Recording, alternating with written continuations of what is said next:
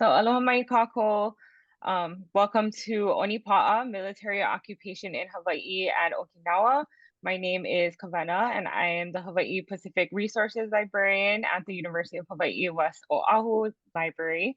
And I'll be facilitating this evening's panel discussion. I am joined by UH West Oahu Political Science Professor, Dr. Masahiro Kato, who will be moderating the chat and the question and answers. We do ask that if you have questions for our speakers, please use the chat or the question and answer button, which you should see at the bottom of your screen, and we will try to get to them at the end of the panel. Before we get started, a few of you have already shared where you're tuning in from, but we would love to see, if you haven't already, to share where you're zooming in from. For those of you who are unfamiliar, ʻOnipaʻa is a speaker series at UH West Oahu that started in 2016 as a collaboration between the library, Ulu'ulu Moving Image Archive, UH West Oahu Hawaiian Pacific Studies, Political Science, and History departments. This series features scholars, activists, artists, cultural practitioners, and other community members who are ʻOnipaʻa and actively engaged with growing and sharing knowledge with the Lahui Hawaii and the communities around the world. We draw inspiration from the Hua'olalo ʻOnipaʻa and its many meanings, including to be steadfast. ʻOnipaʻa was also the motto of Queen Liliuokalani, which later became a rallying cry for Kanaka national pride and resistance to American colonialism. If tonight's panel interests you, I recommend checking out the Hime Yuri and Hawaii exhibit that is currently in the UH West Oahu Library until the end of the month. And I'll share some links in the chat for more information about the exhibit. Our speakers tonight are Keala Kelly, an award-winning filmmaker, scholar, writer, and journalist, and Sam Ikehara, a scholar and activist against militarism in the Pacific and Asia. We hope that tonight's panel will promote more critical thinking and dialogue about the consequences of war and imperialism and the role, purpose, and function of the military, especially in Hawaii and Okinawa. And so with that, without further ado, I will turn it over to Sam. Okay. Hi, everyone. Thank you so much for being here today. I'm just gonna share my screen. So 1 second as I kind of just get situated. Okay, can everyone see my screen? Okay. Okay, cool. Thank you. Okay, sorry. 1 sec. Okay. Okay. Okay. Sorry, and I'm gonna start my timer.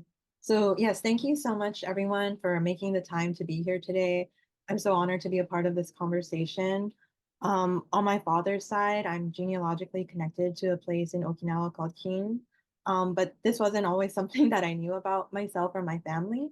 My own way to back to learning about Okinawa and its history and my family's place in it actually began by way of first learning about Hawaiian history and the ongoing movements for sovereignty and self-determination. And so all my work, both research and community, emerges from and is really informed by what I have learned and continue to learn about Aloha Aina.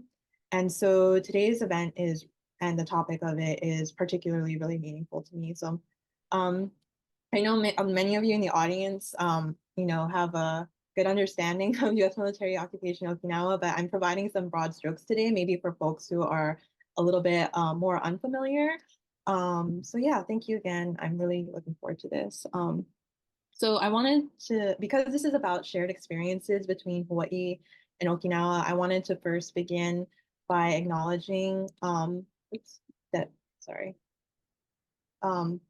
begin by acknowledging that the islands that we now refer to as Okinawa were once the Ryukyu Kingdom, an independent nation, in many ways similar to the Hawaiian Kingdom. And Commodore Matthew Perry, who's infamous for gunboat diplomacy, in 1852, he wrote that, the US should occupy the Ryukyu archipelago for its own strategic purposes. And that was just 20 years before Major General John Schofield identified Pu'uloa, or what is more commonly known as Pearl Harbor today, as key to the Central Pacific Ocean in 1872. And so both the Ryukyu Kingdom and the Hawaiian Kingdom have been eyed by imperial powers for a long time as strategic outposts. And they were both eventually annexed by Japan and the US, respectively, in 1879 and 1893, with both imperial powers motivated by economic and military interests. And I linger on this point of the Ryukyu Kingdom's independence um, because that is something that often gets overwritten when we assume that Okinawa is simply a part of Japan. At the time of annexation, officials of the Ryukyu Kingdom wrote, our domain was originally a country and had sovereign rights. The establishment of Okinawa Prefecture means that our sovereignty has been destroyed. It is as though we have been thrust into death. Um, and so I think that there's this tug that we will talk about today between the US and Japan, and this liminal space that Okinawa is caught in, and central to it, what should be central to our understanding of that is this history of independence and what it means for today. And I also wanted to just pause that, the topic of today is environmental crises. And one of the first environmental crises of Okinawa occurred during this time when Japanese capitalists forced Okinawan farmers to convert their land into sugarcane fields to harvest brown sugar, which, if any of you have been to a boba shop recently, Okinawa is famous for now. But their ancestral crops like sweet potato were replaced with sugarcane. And as the historian Wendy Matsumura discusses, the conversion of these communal lands into cane fields led people to the brink of starvation. And there's a lot of kind of resonance with this history and the history of the privatization of land and the mahele in Hawaii as well. Um, so kind of with that in mind, I wanted to just skip a bit in time to the Battle of Okinawa. So many of you probably already know that it's a episode of war that is distinguished by the amount of civilian casualties.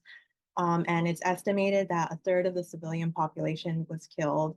But in addition to the human impacts of war, there were and continue to be severe environmental crises from the Battle of Okinawa that continue to this day.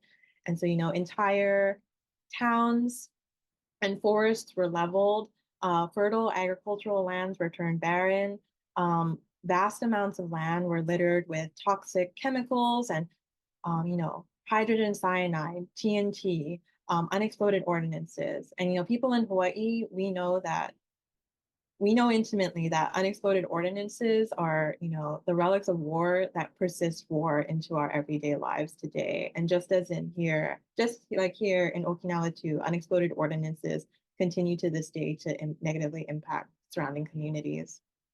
And so the US military would go on to take advantage of the war's destruction, claiming not only abandoned bases and infrastructure of the Japanese Imperial Army, but colluding with the Japanese government to engulf privately owned land to widely expand the acreage of military installations. And so, for this reason, the 1950s, the immediate post war period in Okinawa, is often historicized as one of bayonets and bulldozers, given the very violent nature that Okinawans were displaced from their ancestral lands. And I just provide one example of many here of the land theft that I mentioned. We can look at Kadena Air Base. So the lands seized for Kadena Air Base have been called the quote heartland of Okinawa because they were the fertile land that were used for farming for generations and generations. It's no surprise, right, that the flat lands that are well suited for agriculture are also the highly coveted lands by militaries because they are flat. Um, and so, as you can see from the left image, the Japanese Imperial Army's original base occupied 116 acres of land, but today Kadena Air Base occupies 11,018 acres that span three different municipalities in Okinawa, which are Chatan, Kadena, and Koza, or Okinawa City. And so Okinawan people were, of course, furious at this land theft, and their organizing efforts culminated in what's called Shimagurumi Toso, or island-wide struggles. And so consequently, the US military transitioned from, this overtly violent, coercive approach to a strategy that Mireko Ikari calls a strategy of collaboration and containment. And I pause on this point because central to this strategy was the recruitment of Okinawans from Hawaii, specifically US military veterans. So um, Okinawans from Hawaii were indispensable to US strategy in the occupation of Okinawa, particularly in promoting the idea that Okinawans were thriving under US ideals of freedom and equality, ideals we know to be fictions, right? But the thing we need to dwell on too is that this didn't have implications only for Okinawa, but this kind of Cold War diplomacy also simultaneously worked to justify and validate the violence of US occupation and statehood in Hawaii too. So it had this kind of dual effect. Um, and so Okinawa was ultimately reverted back to Japanese control in 1972. And by then, Hawaii and Okinawa were already strategic outposts for the hot wars in Asia. Okinawa had not yet even overcome the devastation of World War II, but it became even more thoroughly contaminated through the widespread use of its land and waters as a storage site for chemical weapons. And this is true of Hawaii too, where the Ko'olau mountain range was used as a live fire training area constructed in the image of a quote North Vietnamese village to train US military for the war in Vietnam.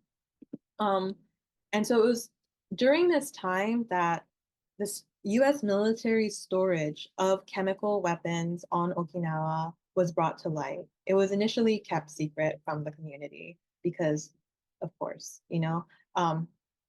and so this led to these island-wide campaigns to remove the weapons from the island. And it was ultimately, quote, successful. I say successful in scare quotes because these weapons would go on to be stored at Kalama Atoll, um, which is more commonly known as Johnston Atoll, which is just around like 900-ish miles south of Honolulu. And so this is a really important kind of history for us to think about with implications for today when we think about solidarity between places occupied by the US military and how we can be in solidarity with one another without the incessant kind of shuffling of US military violence and infrastructure just across the Pacific, which I'm sure we'll talk more about later in the conversation. Um, and so Oh, yes. And I just wanted to say, Kalama Atoll um, doesn't just hold chemical weapons from Operation Red Hat, which was the operation that moved these chemical weapons from Okinawa to Kalama Atoll, but, leaking barrels of Agent Orange left over from the war in Vietnam, tons of other kinds of toxic chemicals and weapons are stored there, have been stored there. Um, and so Though Okinawa reverted back to Japan in 1972, this transition didn't bring any meaningful change to the lives of Okinawans, as some people really honestly thought that it would. And today, Okinawa continues to disproportionately suffer from forcibly hosting more than 70% of Japan's US military facilities, despite it being less than a single percent of its landmass, a statistic many of you have probably heard before. Um, and so you can see on this map just some of the U.S. military facilities on Okinawa, and it should be highlighted, right, that this does not include any Japanese self-defense force infrastructure, especially on the islands of the archipelago that are not Okinawa, which is again like another complicated part of the story. Um, and so, kind of like with this backdrop in mind of colonialism, imperialism, and environmental contamination, I wanted to just briefly touch upon just some of the various ongoing environmental issues in Okinawa. One thing I kind of highlight in my teaching on this topic is that we have this impression of a singular, unified movement from Okinawa towards demilitarization. But just like with any social movement, like including demilitarization in Hawaii, it's made up of a vast kind of proliferation of local insurgencies, of different struggles across the island that all have a kind of common goal and approach it differently. So the first is noise pollution, something that I write about in my research. And noise pollution is something we live with on Oahu I wanted to kind of highlight, it's been a very serious public health hazard since the very beginnings of US military occupation in Okinawa, with noise so deafening that it literally does that. It hampers people's hearing, people have gone deaf, and there's just a long list of kind of adverse health impacts that have been associated with noise pollution that I could go into later. Um, but the one thing that the plaintiffs of the noise pollution lawsuits constantly bring to the surface is that the everyday habits of life that we take for granted often become impossible in Okinawa because of incessant noise pollution that happens at any given moment of the day. And so just as one point of comparison between Hawaii and Okinawa, so one of the loudest bases on Oahu is Kaneohe Marine Corps Base.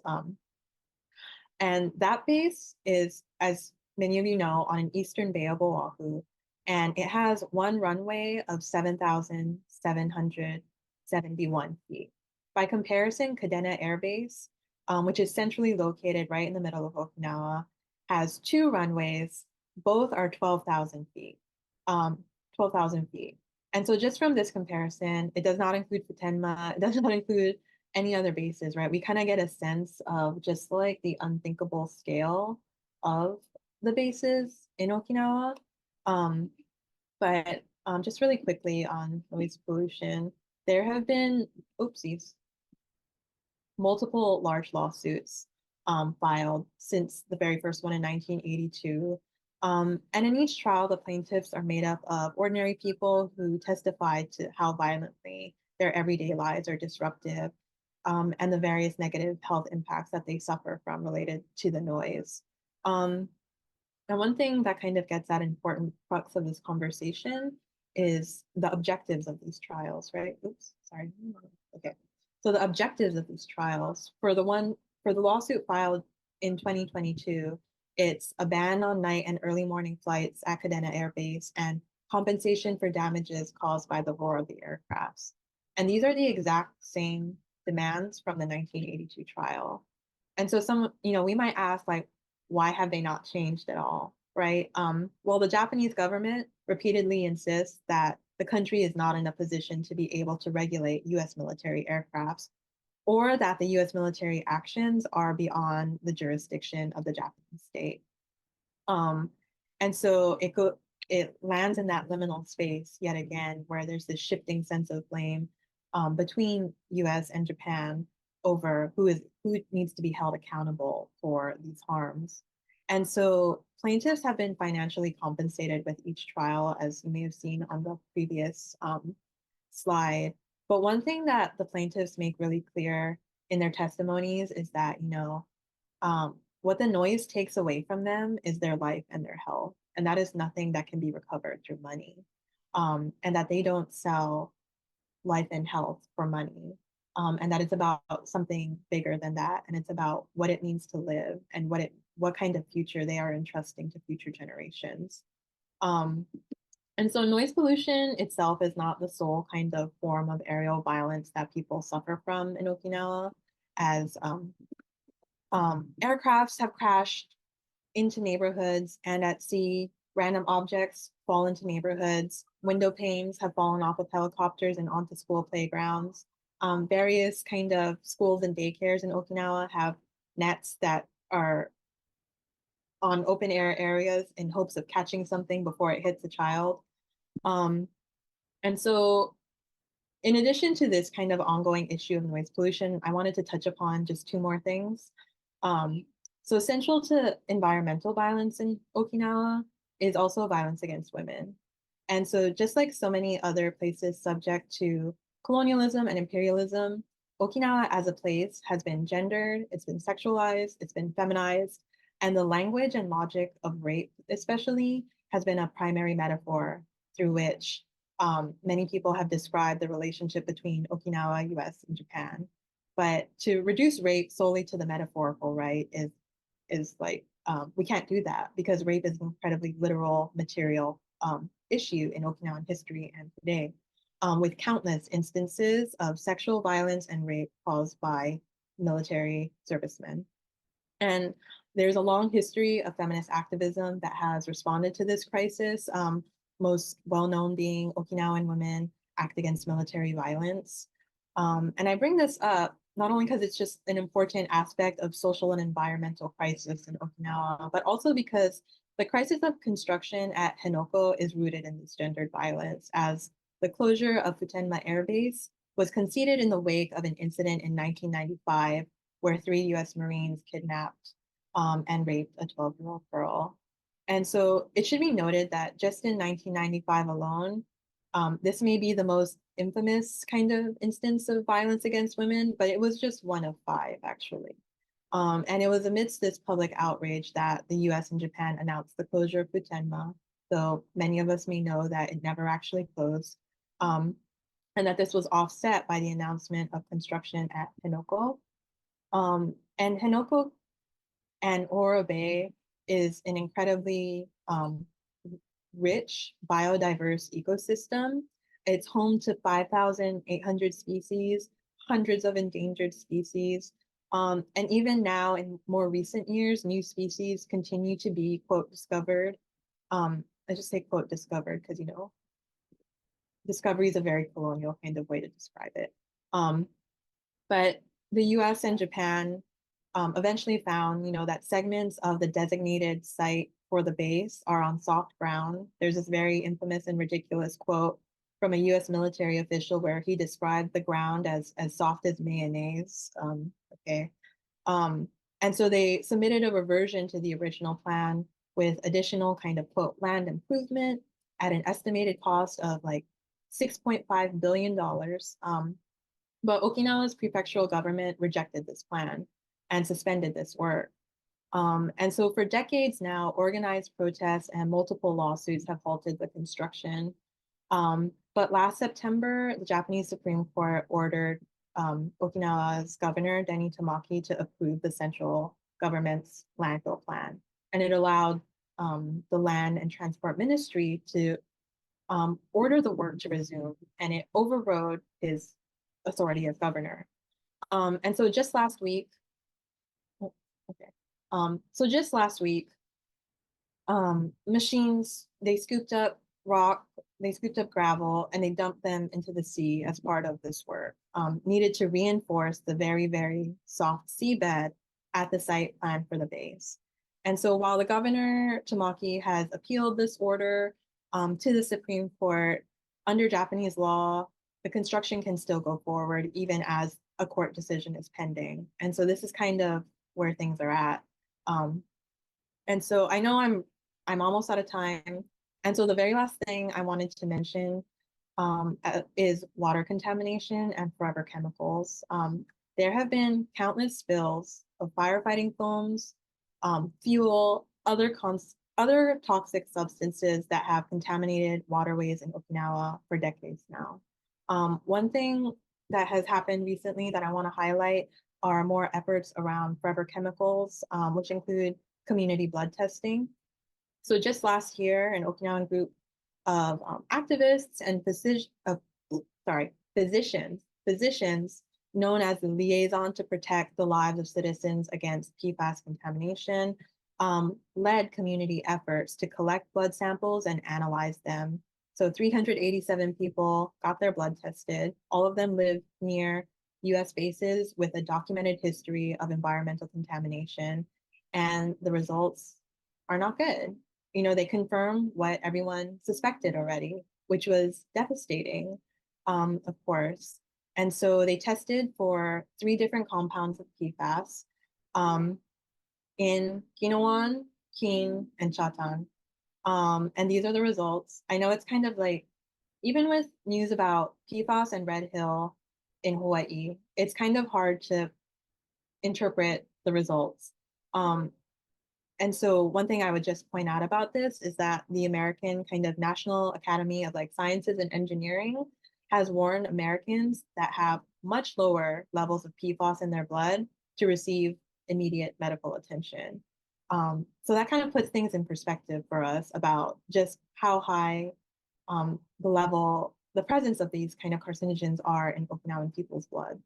And so Okinawan health activists have sought to gain access to US military facilities to gather samples to kind of basically confirm what they already know, that the bases are the source of contamination. But under the terms of the Japan US Status of Forces Agreement, or SOFA, consent has to be given by the US. And it may shock none of us in Hawaii to know that they're not giving consent. They're not allowing people onto the bases to gather samples. Um, and so a delegation of Okinawan activists went to the UN this year to raise this very issue. And so just like noise pollution, just like Henoko, this is an incredibly ongoing issue. Um, and just as a precursor to the conversation we'll have, I want to highlight that these activists are very aware of Red Hill and our water contamination crisis on Oahu. They watched it unfold very closely because they know that whatever happens on Oahu with our water and remediation, there will be some kind of impact with water in Okinawa too, for better or for worse. And so I wanted to just end with a testimony from the noise pollution lawsuit that I translated as part of my research. Um, but in it, Teruya Akira, who lived in Chatan, he was asked, why don't you just move? Why don't you just move from this area because it's really loud? Chatan records some of the highest levels of noise across the island. And his response was, we are not a mobile people. We, the people who live on this small island, will protect the lands of our ancestors until the bitter end. We will see our lifetimes through on our ancestral lands. And so, despite all the ways that colonialism, imperialism, and militarism have sought to very actively sever Okinawan people's relationship to their lands, these communities, they remain there. And they continue to fight for the protection of their land, their water, and their air. And I'm really excited to be in conversation with you all about what resonances this has with Hawaii and how we can support and uplift this struggle and be in solidarity with them. So thank you so much for your time and attention. I'll stop sharing my screen. Mahalo nui, Sam. That was amazing. We're gonna turn it over to Kiala now. Can you folks hear me okay? Or do I need to move my mic? You can hear me good? Okay. Sam, I should have gone first. It was my mistake. That was excellent. And I don't like having to follow somebody who just set the bar so high. But here we go. Before I start, I just want to say mahalo to all of you, Kavena, Masa, Sam, for letting me be a part of this because I'm not in the academic industry. So I appreciate you letting my voice into this conversation.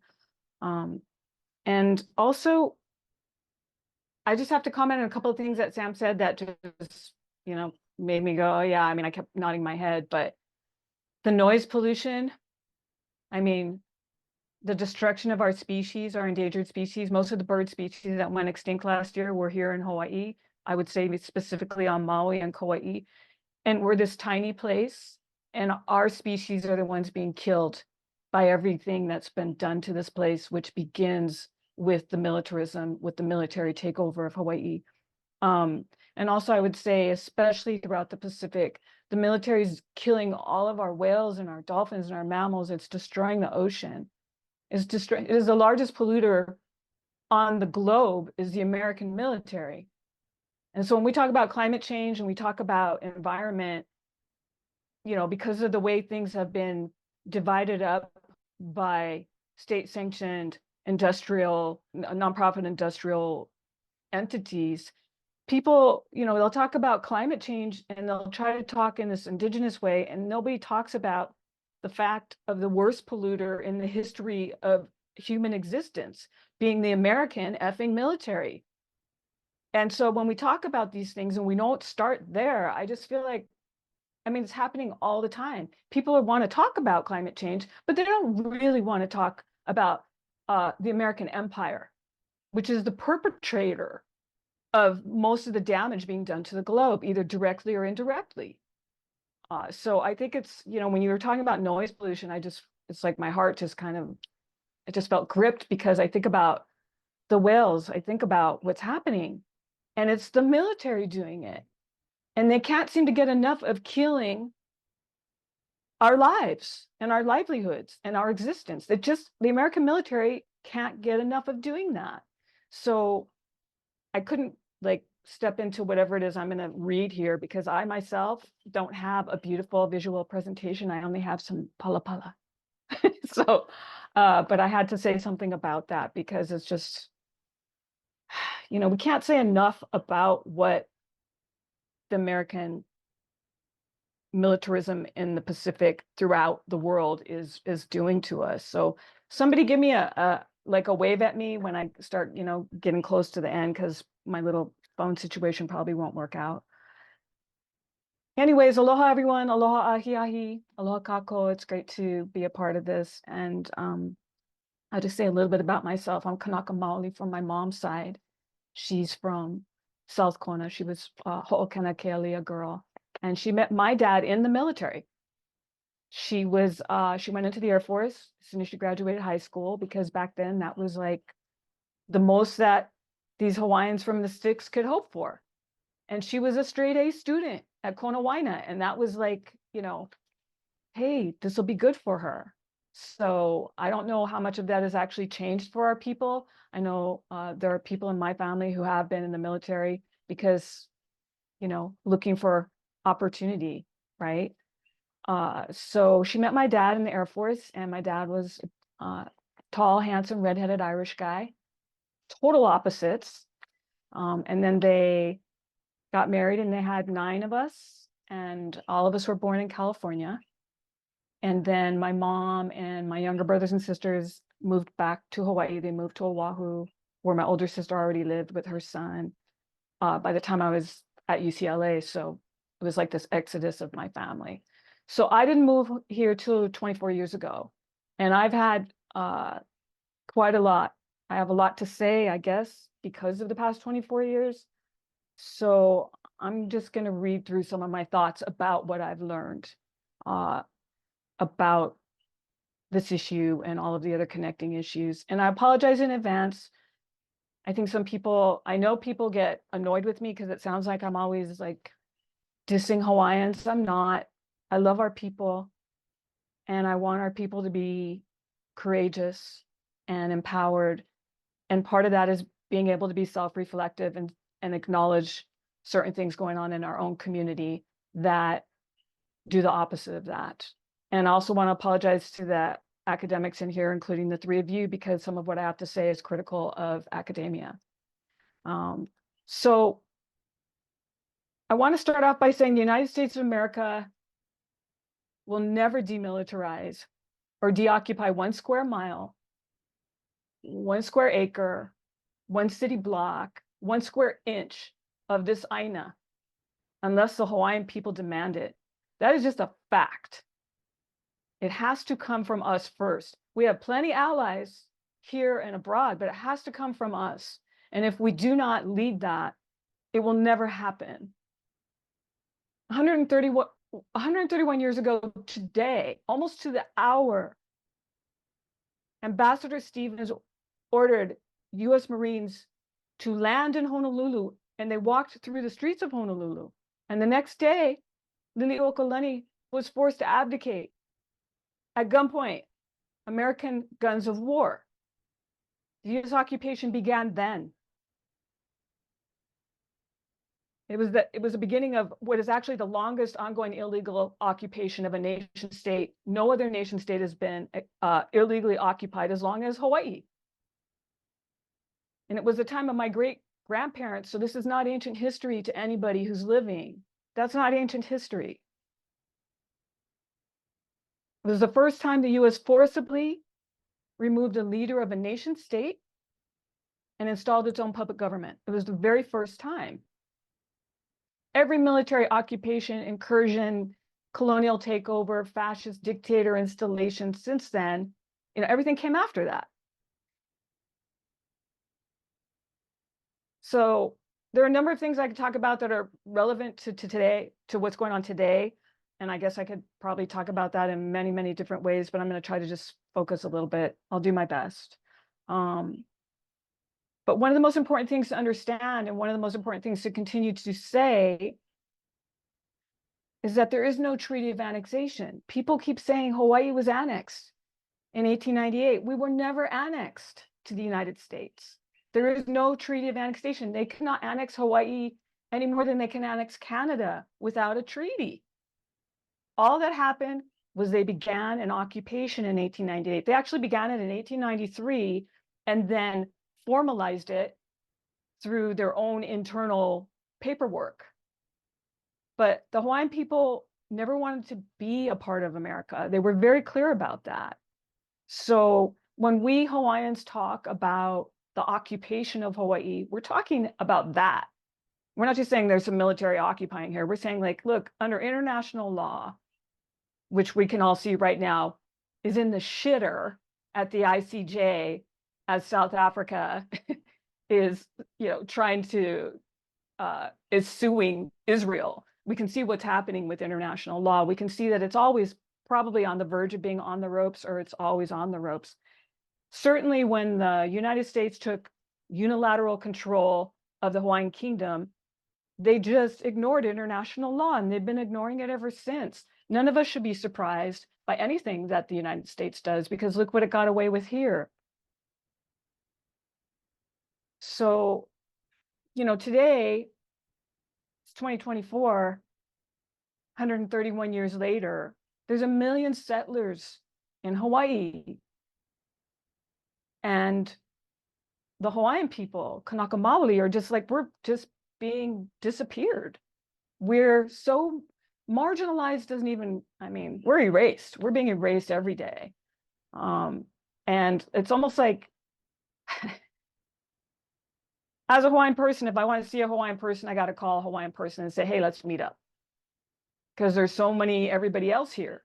And that's actually, anybody who either grew up here, or I can just say in the past 24 years, I have seen a complete shift in the population. 20 years ago, it wasn't as bad as it is now. Now, if you go down to Kailua Beach over on Oahu, it's like, can somebody find a Hawaiian in that town even, much less on the beach? There's been a complete takeover. After 9/11, it just became the excuse for everybody to lose their minds and further expand an already burdensome, destructive military presence here in Hawaii and throughout other places, but specifically in Hawaii. But just last year, something like 13% of the Hawaiian population left. That's insane. This is our homeland. This is our country. And we're the ones leaving. And even before that, we were the largest outmigrating ethnic group, like since forever. We're the ones that are always leaving. But 20 years ago, like I said, 20 years ago, and Masa, I know you can actually confirm this for me, and I saw that Pete Doctor is in this. I see other people in this Zoom.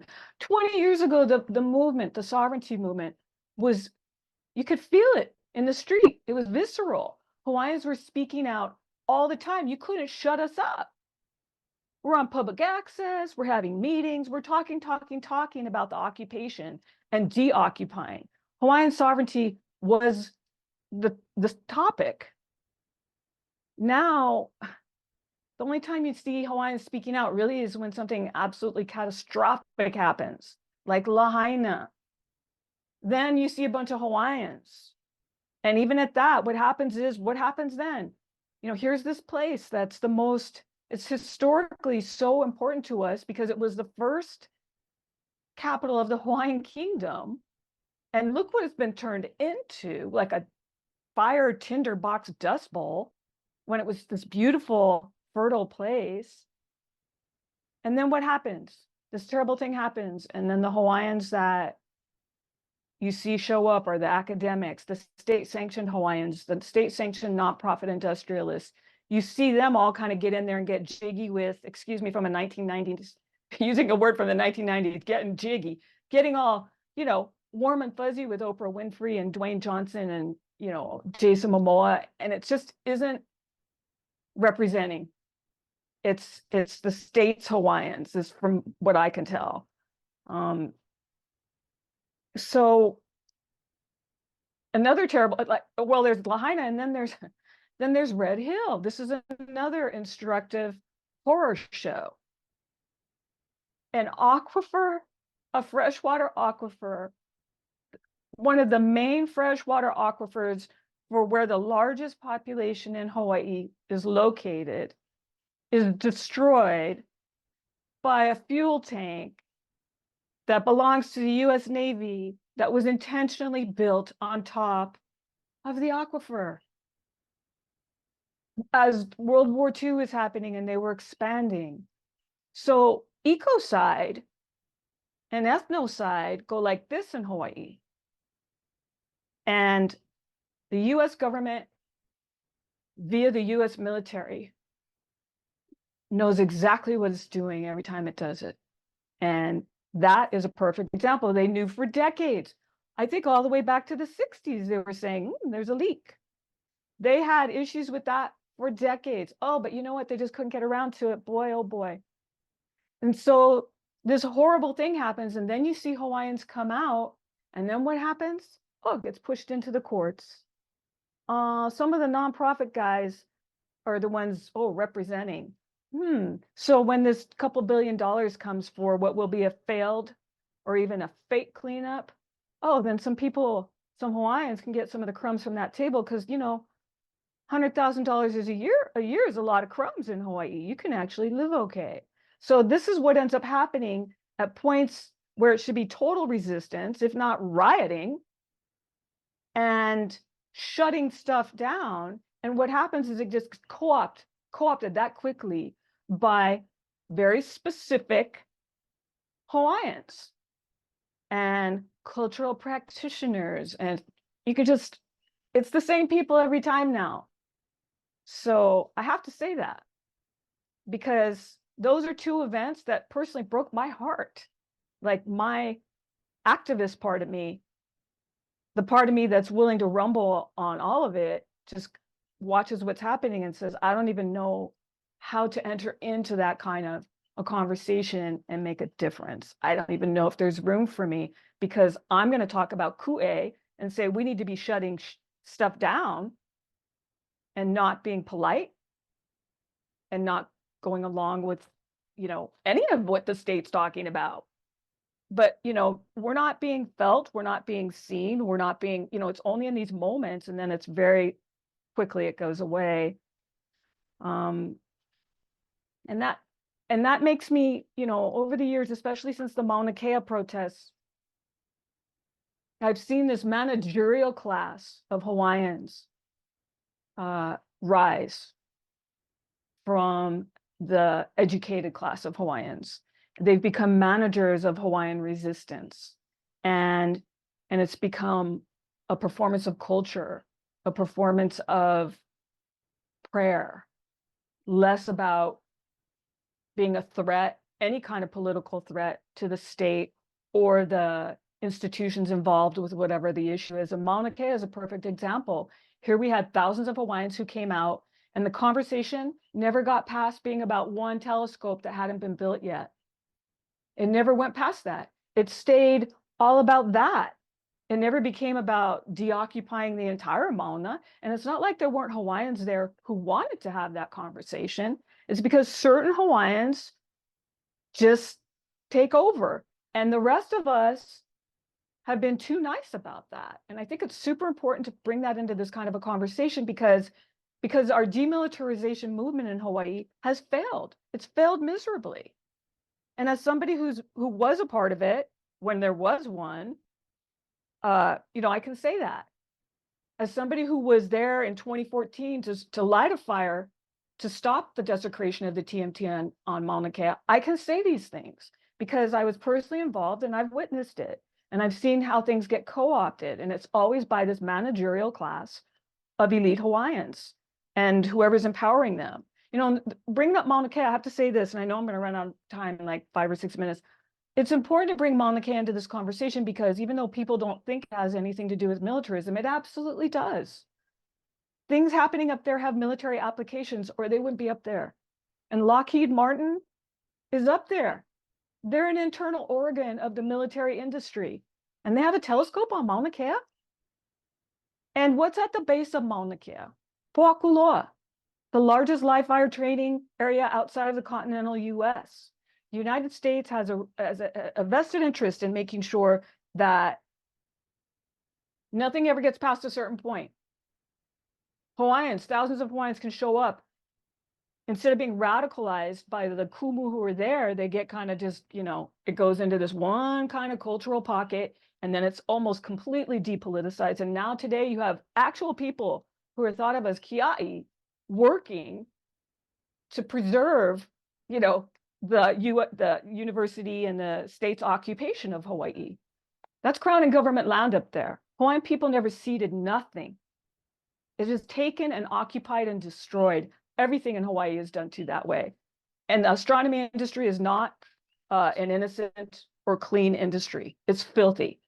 It's filthy here, and it's filthy where it takes the things that it takes from other countries, the aluminum, all of it that it takes from other countries when it goes in and extracts to create its technology. So there's nothing clean about that industry, and it is not innocent. And the University of Hawaii itself, with that control of that mountain, is basically enabling the perpetual rape of our land and our most sacred site. That is one of our most, if not the most important site to us as a people, and has been for thousands and thousands of years, not just like 500 or 600 years like they'd like us to believe. I'm just gonna have to skip real quickly. So I just want to say this. Okay, I can see my own clock. It's actually working. I have 4 minutes. Here I go. So we're talking about militarism. I'm just going to say these few things. The island of Oahu is considered to be 25% militarily occupied by bases and installations, but I would argue that it's more like 50%, given the number of personnel and their families and the physical space and water that they take. I'd add to that the ocean area they control for the purposes of training and recreation. And given their domination of the skies over Hawaii, it's probably even more than 50%. One of the reasons that I'm mentioning this is, and I think that's possibly the most important thing I can say in this moment, we, the Hawaiian people, and everyone else who lives here and vacations here, we have a big fat target painted on us. We're a fair and legitimate military target in war. And right now, the United States is walking us into World War III. The University of Hawaii is a fair target because of the military research going on there. Mauna Kea and Haleakala are military targets. Most of Oahu is a military target. Hoʻokuloa and Volcanoes National Park and the airports over here and over there are military targets, and on and on and on. And I'm going to try to, round third and run for home here. I'm always talking to Kanaka Maoli first because nobody has the kuleana to this place that we have. Everyone else here is secondary. I know the U.S. has spent the last 131 years making all of us feel small and insignificant. And I know that some educated Hawaiians have made us feel small too, and they've made us feel like we don't have the power to do what needs to be done. But we are anything but small, and I want to say that to any Hawaiian who's in this conversation. You are anything but small. You are anything but insignificant. You have the mana of your kupuna in the blood and bones and the soul of you. That is what you are responsible for. You are the aina. That means when they destroy the aina, they are destroying you. When they suck up and devour the mana of your sacred places, like Mokapu, and turn the mana of these places into sites where they practice murder, and then put the ones who took the mana and sacredness of your ancestors and turned it into a weapon of murder onto a military transport that are lining up at the airports, and then fly those people in machines to the Middle East or some other war zone, or sail them there in ships that live at Pearl Harbor. They are using your aina and your kuleana and your genealogical reality and turning the beauty and sacredness of what is ours to malama and protect into the killing of innocent people. And most or all of those people are non-white peoples, indigenous peoples. When the US uses Po'akuloa to train Indonesian military to oppress or kill our brothers and sisters in West Papua, that's on us. We are responsible because what happens here is our kuleana. It is not fair. It is the opposite of pono. But nobody is as responsible as we are, us, the Hawaiian people. We are not guilty of doing those things, but we ultimately are the ones who are the most responsible. They want us to believe that we can't do anything about it. But like any truth, it's only real and relevant, or as relevant as our willingness to live in the light of that truth. I want to believe, and I'm almost paused, so just let me finish this last part. I want to believe that living in truth is an obligation, but I've lived long enough to know intimately that people betray. We betray ourselves. We betray our families, our friends, our place. We betray. We cower when we should stand. And so if we're being educated or pressured into believing that we're weak when we actually need to be our strongest, it just makes it easier for us to let it go, to not stand when we need to. So what we need is to acknowledge our kuleana to each other and to this place. What we need is our nation back. We don't just want some land back. We want and need our nation back. We have to demand that. Anything less than that will not get the job done. And I want to say this last thing. Back in 2018, when Pele was flowing, I know you all remember that. It was amazing. Pele was just going for months and months and months. I was hoping it would just go on forever. But there was this amazing photo, beautiful photo. It's one of the most beautiful photos I've ever seen, was taken from the International Space Station. You guys might have seen it. I wish I would have, brought that to this conversation. And it was, you could see the curvature of the Earth, and you could see just a little bit of the glow of the sun on the other side. It was so black. And there in the middle was this red fire, and it was Pele. And it was just this it's just stuck in my mind that here we are in the middle of the largest ocean on Earth. And us guys, the Hawaiian people, the Creator put us here. The Creator didn't put us somewhere else. And the Creator didn't put America here. The Creator put us here and our ancestors. And we've been here for thousands of years. So the other day I was talking to Kealoha Pashoda. I'm not sure if she's in the conversation here today, but I was talking about that. And she said to me, and I'm just going to go around saying this all the time. She said, oh yeah, kukui hele po, the light in the dark. We need to be that. We have to be the light in this darkness that is overcoming the world. I know we're feeling oppressed. I know we're feeling like we can't, but we absolutely must be that. And I think that's really the best that I can hope for our people, is to know that that's our kuleana, is to be that light.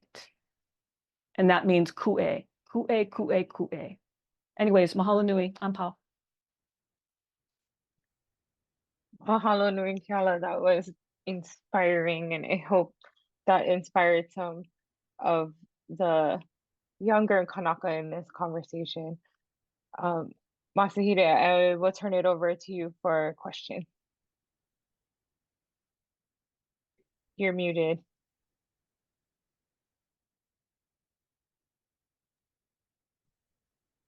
Masa, you're muted. You're muted. My apologies. Can you hear me? Thank you. So yeah, he is a state-sanctioned intellectual trying to moderate the conversation part. So we have a prepared question to you to have a conversation.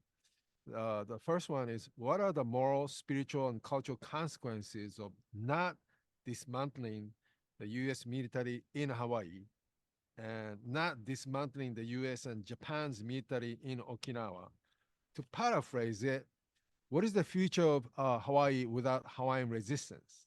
What is the future of Okinawa without Okinawan resistance? You go, Sam. You're muted too, though. Oh, there you are. Okay. Yeah, thank you, Kayla, and thank you also for the question. It's a big question, and I think the way I kind of want to approach it, as a diasporic Shimanchu, I don't want to speak for, people in Okinawa. But for me, this question kind of becomes about, how I think the way that I'm understanding the question for me is like, what is the place of Japanese people, I mean, Okinawans, but also maybe Japanese people in Hawaii, um, in kind of support of these efforts. And I have so many thoughts on this, and I think first we have to kind of acknowledge our positionality. And this is important for so many reasons, many of which Kayla pointed us to.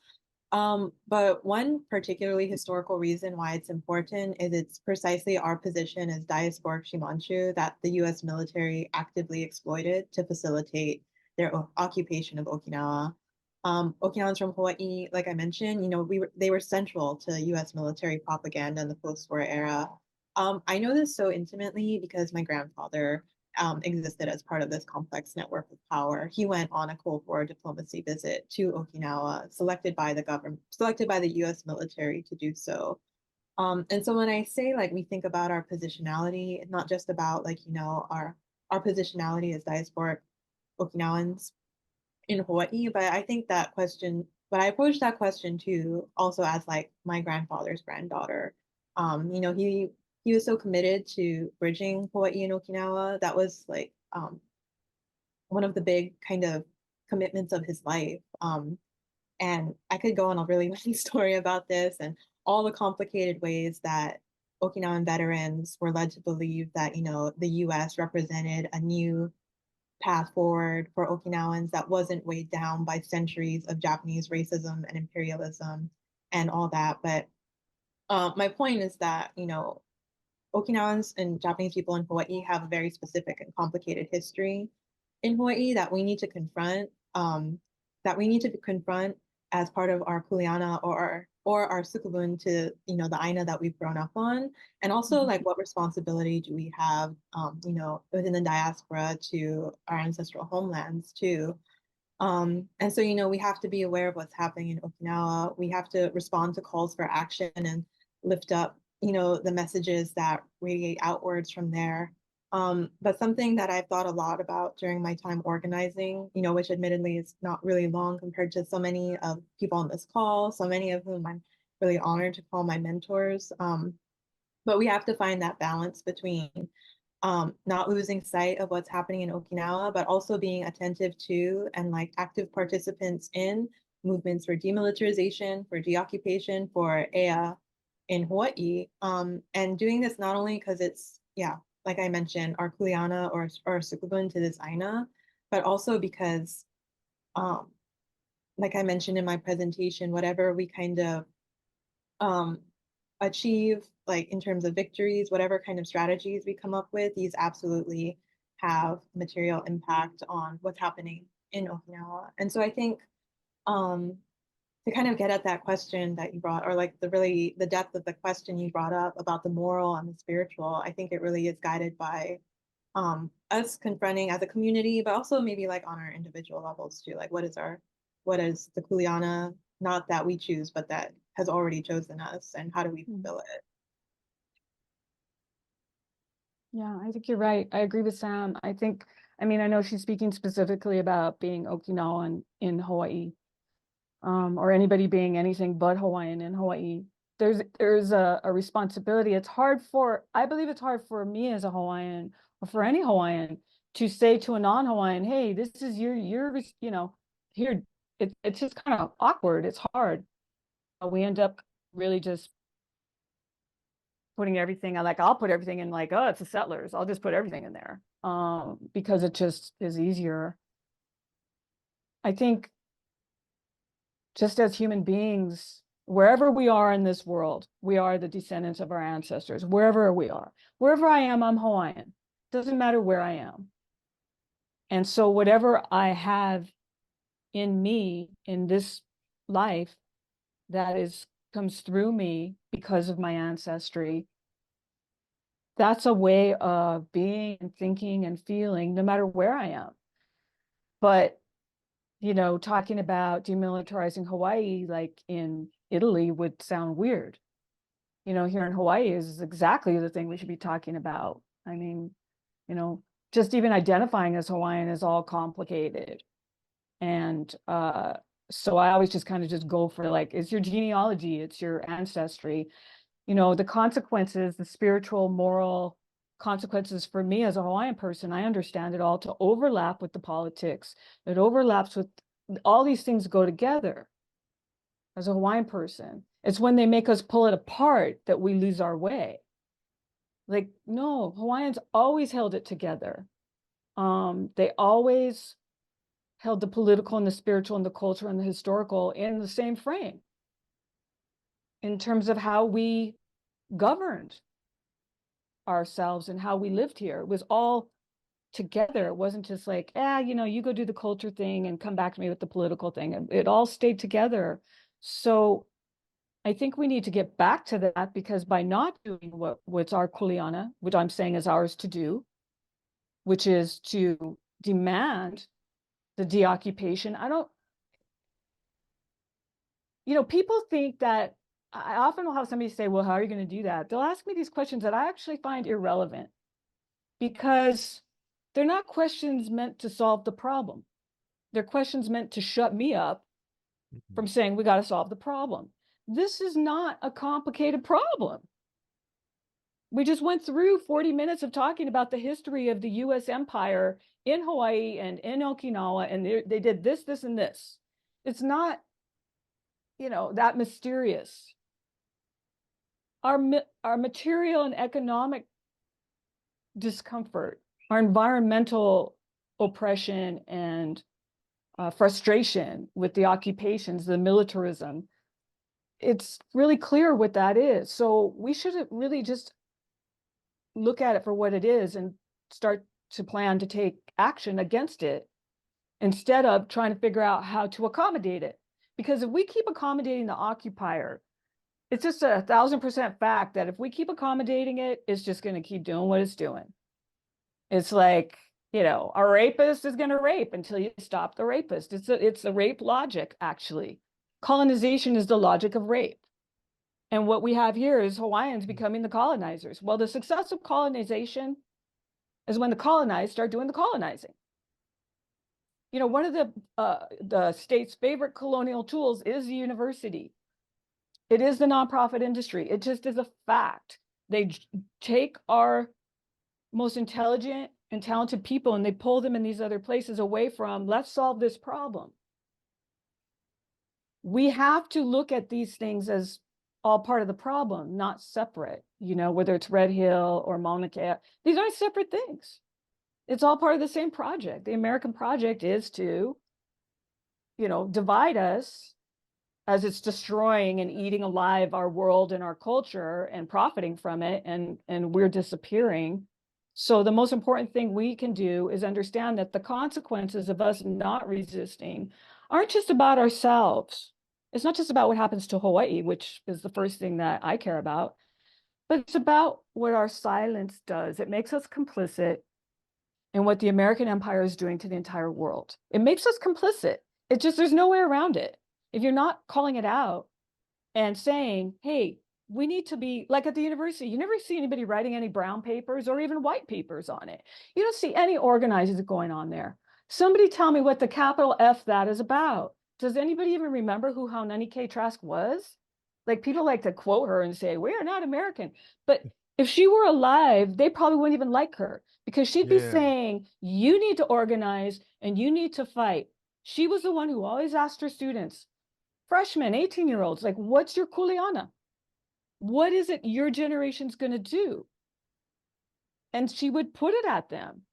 As long as I knew her, and Masa, you know this for a fact, if there was something going on, she'd say, hey, what's your position on that? She'd want to know. And if it sucks, she'd go, that sucks. She'd tell you. She'd mock you, you know, and she'd make you do better. You know, the University of Hawaii, all the professors up in there with all this talent, it's like the money has silenced them or something.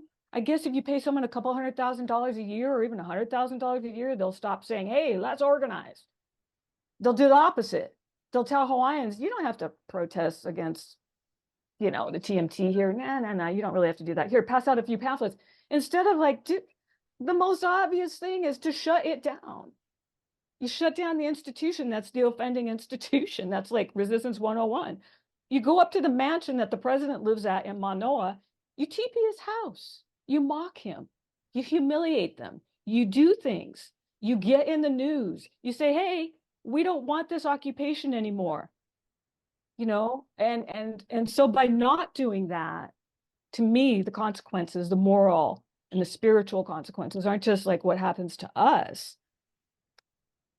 Hawaiian knowledge, ancient Hawaiian knowledge, and what Hawaiians did in the modern time with that knowledge is supposed to be part of the international discourse on how to live with the earth instead of destroying it.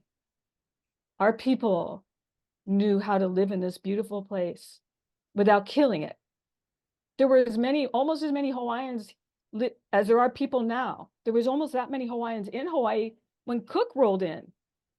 And they weren't destroying anything. They were 7 feet tall. Those Hawaiians were beautiful and strong. What has happened to us? You know, resistance has its own reward. The only reward from being a coward or a sellout or not resisting is money. And maybe having power over your own people, but that's not much of a reward. Resistance has its own reward. It's self-love. It's actual aloha aina.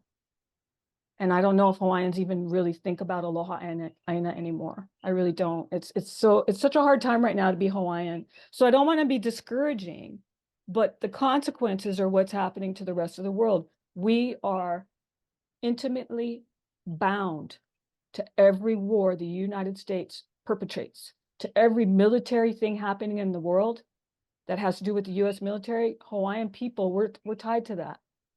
And if they train to kill and then go and kill, they're taking what's ours and they're killing with it. So yeah, the consequences, you know, as we're on the verge of World War III, as Palestinians are being slaughtered by American bombs, American bullets, from American money through Israel, we're a part of that. And as the US military, we can all see it, especially you guys on Oahu, it must be awful. I just see it here the way I see it, but as we see it all ramping up, as more people are coming through and on their way somewhere else, as there's more military in the sky and all around us, that's all connected to what's happening in the Middle East. It's our mana, it's our kuleana that can intervene. And I know it sounds like I'm talking about unicorns and it's very magical thinking, and but I don't believe it is. It is a very functional thing to be spiritually empowered, you know, and to be empowered by who your ancestors are, and by knowing what your kuleana is to a place. That can affect the whole world. And I know that if Hawaiians decided tomorrow when they do ʻOnipaʻa at Iolani Palace to actually take over the palace instead of having a picnic in front of it, the entire world is going to pay attention to that. If Hawaiians, when Lahaina burned down, had been saying occupation, illegal occupation, instead of, oh my God, give me some money or whatever was getting said, you never heard any of those guys talking illegal occupation during all those interviews that were going on. They were talking about the cultural things that were lost, and they were grieving, and we were all grieving. So I don't disagree with them. Like, I understood that, but they weren't bringing the political, historical, you know, focus to the fact that this is an illegal occupation and that fire was set in 1893. It wasn't just set, it didn't just happen. That fire started 131 years ago. It started with the US occupation that has destroyed Lahaina. It has destroyed our aina. It has destroyed the way that we live here, you know, and now it's destroyed our aquifer, you know. Who destroys fresh water in the most isolated archipelago on the earth? Oh, the US military, that's who. America does it, that's who. So our kuleana and not doing our kuleana, the consequences are international. I know I just talked too long, but can't be helped. Yeah, thank you. Thank you, Kiara, for bringing this peta energy into this meeting. Perfect tribute to the Kue and ʻOnipaʻa. Sam, do you want to respond to that? Kiara's comment? Maybe, did you have a specific part in mind? Sorry. I was all over the map. Hmm. Maybe we can loop back to it if that's okay. Yeah, yeah. Okay. So do we want to go to the next one? The vision of demilitarization? You want to have a conversation on that? Okay. Sure. So Yeah, yeah, yeah. let me pose a question. What is your vision for demilitarized Hawaii, Okinawa, and Pacific? Yeah, another really huge question, and it's one I can't fully answer, just like the last question. Because in the context of what you like Kale is pointing us to, right? Self-determination for Kanaka means that they are the ones who will be at the front of envisioning and collectively deciding what a demilitarized Hawaii looks like. And for Okinawa too, as someone who's diasporic, I haven't spent a significant amount of my life there. Um, I can't fully say. But what I can say from my experiences working alongside communities from both places is that, their visions are guided by their ancestral connections to land, to water, to air. And, how these elements and the environment have sustained generations for so much longer than the US military has ever even existed. Um, and so, like the noise pollution lawsuits, for example, they're driven by a desire for future generations to live a life where, like, a quiet night to sleep through is not a demand, but just a given of their life. And so, too, like with water protection, right? Water protectors in Hawaii and Okinawa want future generations to have clean water to drink. They want it to be the life giving waters that they drink, that their parents drank, that their grandparents drank, right? Um, I think people want to see the aquifer protected and remediated. And so in terms of like this larger regional context of the Pacific Ocean, I've been really inspired by, the transnational feminist work of the International Women's Network Against Militarism. In their kind of analysis, militarism and militarized ideas of security um, actively undermine people's sense of security and actually endanger their lives. So and instead they ask this question, right? Like, what is genuine security? Like, what does it look like and what does it feel like for people?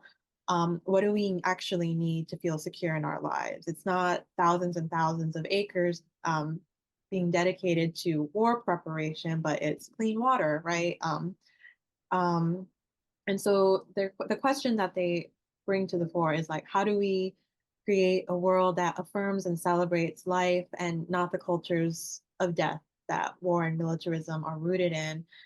And so I feel like, that's a collective conversation we have on different scales, but Margot Okazawa Ray, one of the founders of the network, she's also a member of the Combahee River Collective. Also poses this as like a personal question too, like what is the kind of personal transformations we need to go through, the people like we need to become so that whatever different world we create, we don't just reproduce the same exact logics we were trying to overcome.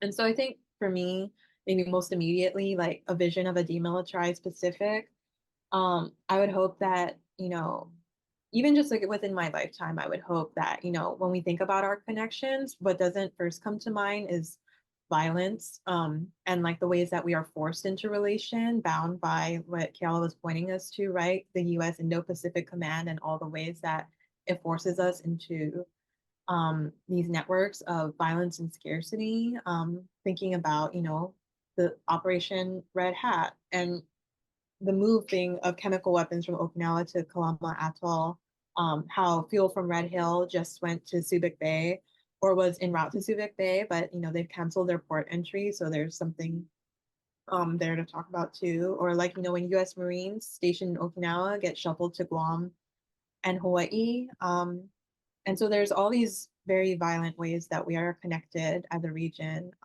So I want to, so I would hope that we get to think about all the ways that um, we're connected in other ways, right? We're all people who live on islands. We know how limited our resources are. And for that reason, we cherish them, right? We know how to share with our neighbors. And so, yeah, I think there's so much that works to actively separate us and to put us into those models of competition and scarcity for what are essentially just the scraps of empire. So I would hope that, yeah, we can begin to move towards different conversations about the kind of life affirming ways that uh, we are connected, and how, yeah, I think I'll stop there. Kiara, you want to address that? Your microphone. You're not lip reading. I had to, no, on the subject of noise pollution, I had to go close the windows because the coqui frogs are competing. And I'm like, oh my God, they're going to have to hear the coqui. It's going to be really get ugly. And that's talk about an invasive species. My God, it's horrifying. It used to, 10 years ago, you could have actually quiet night here. Now it's just constant at night. But I agree with everything Sam just said, like about, I mean, I guess to me, it's like, if I have a vision for a demilitarized Hawaii and throughout Oceania, and then I know that if it happens here, it'll happen everywhere. I'm confident. To say that this is the first place Uncle Sam put his empire boot was on Hawaii, and then just kept walking after that. This is the first place, this is ground zero of that. And so spiritually, politically, historically, and legally, it makes perfect sense that this is where the end of the American empire, in terms of us resisting it and dismantling it. It makes sense that it happens here. If I think about it, when I think about a future that could be demilitarized, I mean, it's a death. We're dealing with a death culture, like Sam said. It's a death culture, and so to me, what that vision is the opposite of that. It's peace. We don't know peace in Hawaii. We haven't known peace for 131 years. And that's a spiritual reality. That's a physical reality. And so the land hasn't known peace. The ocean hasn't known peace. It's only known war. It's only known we've only ever known some version of war since the United States came here. So to me, a future, it is peace. It is joy. We don't really know joy. We don't. We try to approximate it, just like we try to approximate well-being. But how well can you really be in an insane, pathological situation like Hawaii? I mean, we're talking about like a sociopath kind of place. Like a sociopath made this place. Like this perfect, beautiful place that everybody called paradise has been completely changed and remade into something to accommodate something else. Tourism or settlers or military. It's being made to do other things that it was not intended to be. So we really don't know these things. And I had this experience. I'll share this one thing. Gosh, it was like, I can't remember. I think it was in like 2007 or early 2008 when one of the sovereignty groups took over Iolani Palace. They locked the gates and they basically took over Iolani Palace grounds. But when I saw it up in the morning, when I saw it on my computer that this was happening, I was like, whoa, whoa, whoa. Put on my Kanaka Maoli t-shirt, went down there with my camera because I was shooting Ohava. I go down there and I'm like, go up to the gate, I'm all haole, light-skinned Hawaiian. I'm like, let me in. And the brother's like, you Kanaka? I'm like, yeah, let us in. So we get in there. And for about 20 minutes, I was walking around filming and there was like little groups of people here and there and they're all talking. But the feeling I had in all of me, like every cell in my body just went, woo, this is it. This is the beginning. Hawaiians are going to do it. And for 20 minutes, I promise you, I believed it with every fragment of me. I was like, this is the beginning. And what I can report back is that the feeling inside of me was a feeling of actual liberation. It wasn't like the thought of liberation as a theory. No, it was like my body felt liberated. I was I was giggling, I was giddy, I felt silly, but I was doing my filming, right? But I was like, felt so light. I felt light. It was a lightness. And and I and I and then after about 20 minutes, I realized they weren't serious. That they were only going to take over the palace grounds. They weren't even going to go in the palace. And it's like, you know, the intellectual part of me kicked in and said, this isn't going to happen.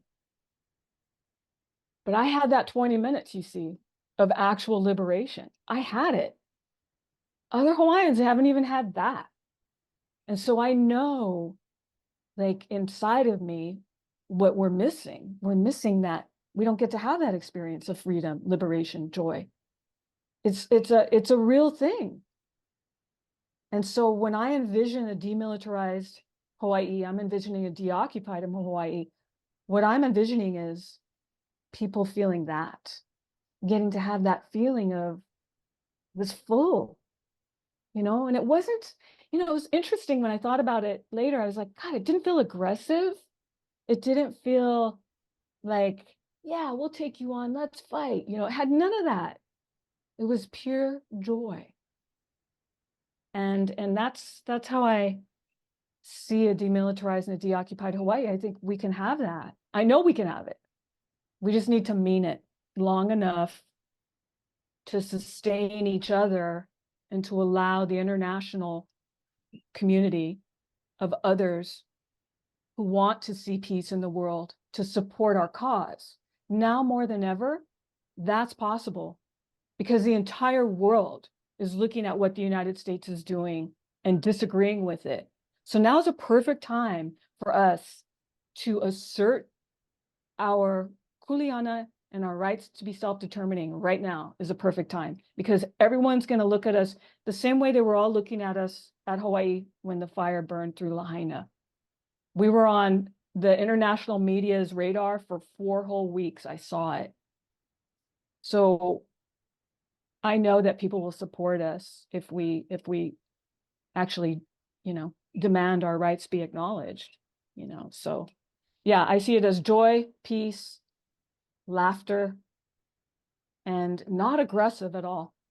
It just feels normal. Like that's what normal is supposed to feel like. And I don't think we get any of that in Hawaii. I really don't. Thank you, Kara. So actually, we want to go into Q&A because we have like 80 people. So we want to facilitate a larger conversation here. So for those of you who have questions, you can put in the chat or either chat or Q&A. And then we're going to actually pose your questions to those speakers. You can be specific or we can be, you know, specific to one person or both of them. So yeah, let's do that. The first question would be, it's from, name is missing, but it's okay. While acknowledging the innate ike of wellness within unadulterated indigenous populations and teachings, do you think that there may be some component of propaganda at play when Okinawa is presented as a blue zone, as a place of wellness, longevity, for the purpose of distracting attention from the devastating health impacts of military occupation? This is to Sam, I think. Yeah, thank you, Shelby, for this question. It's a really good one. And I think absolutely, yes, the answer is yes. You know, Okinawans are often pointed to as like the healthiest people on the planet who live the longest. I know there was recently like a Netflix show too, where an episode is specifically about this very thing in Okinawa.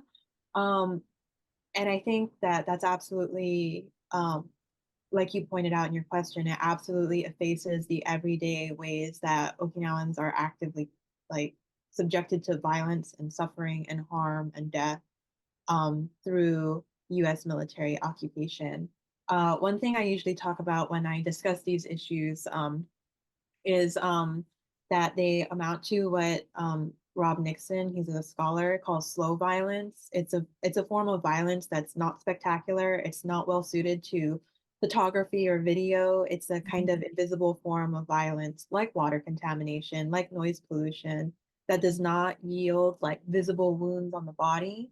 So it creates all these tensions, right? One, of how to represent the harm being done in the first place, and two, how to redress the harm. And we see that so often in Okinawa, and not just with slow violence too, but also even with the more spectacular forms of violence, they are still not met with any kind of accountability or redress.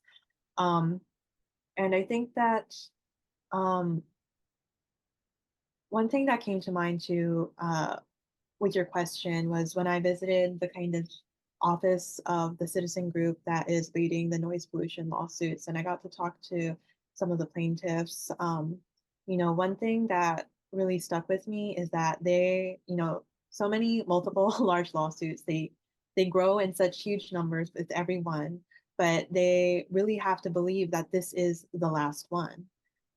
Because so many of the people who were the original plaintiffs in the 1982 lawsuit have, of course, passed away since then. And every year, more plaintiffs pass away um, without having seen justice or any kind of end to this kind of violence. And so, one of the plaintiffs that I spoke to, she said that whenever she does her door knocking, she's just in charge of one small segment of a neighborhood. Um, she's like the point person for a neighborhood for all the plaintiffs in that neighborhood. She always tells everyone, you have to live a long life. You have to see this through. We all have to see this through and see justice realized, because it will happen. This will be the last lawsuit.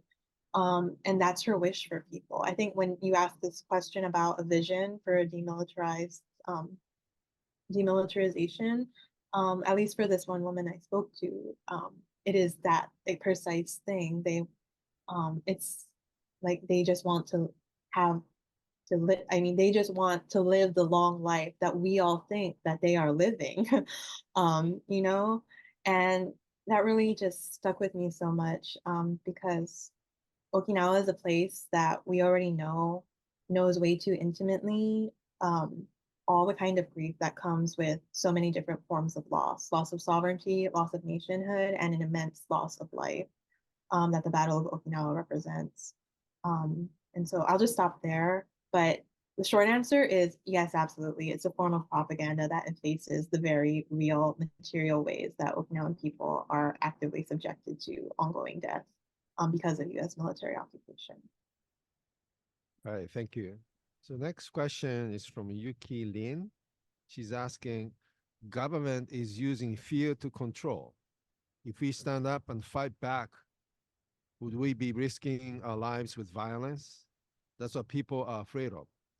What can we do to help resolve the issues without violence? Well, I want to say something about that because I think what Sam just pointed out is really important about slow violence. So if you don't resist, they'll kill you slowly. It's like if you think of slavery, right? A person can agree to be a slave or they can try to break out of the plantation. So we're afraid of being violated. We're afraid of being incarcerated. We're afraid of being killed for resisting.